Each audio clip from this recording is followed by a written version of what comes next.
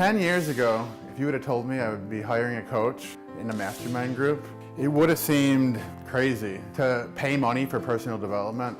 I mean, college, school, classes, formal classes, it makes sense. But coaching?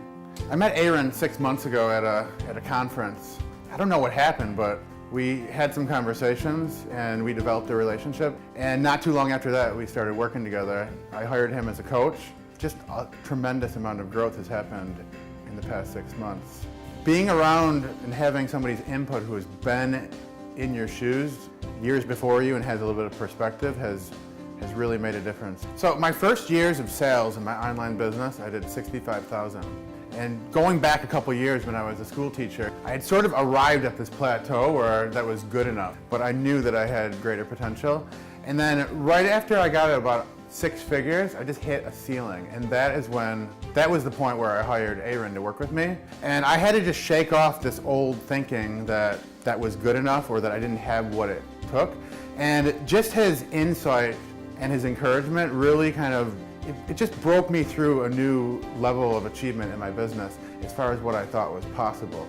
If you want to grow your business, what I've learned from Aaron is that you need to start as an entrepreneur by looking at the things that are most important, which is your family, your relationship with your wife, your relationship with God, and that when you have a little success in that area, it changes how you behave when you sit down at the computer or you're writing an email or you are making a plan on how you're going to improve your business. Probably the biggest thing that has boosted the bottom line for me in my online business has been getting my wife on the same page with me, spending time with my family and going on date nights, and we're working on things in our relationship, and she's actually starting to push me, and that wouldn't have happened without Aaron's support and help. If you're considering hiring Aaron as a coach, I understand maybe if you're skeptical of the whole process, and I was, but I have to say the first month that I wrote a check out for coaching, it didn't feel right. It was a new process, and now I just look at it as something that is a major investment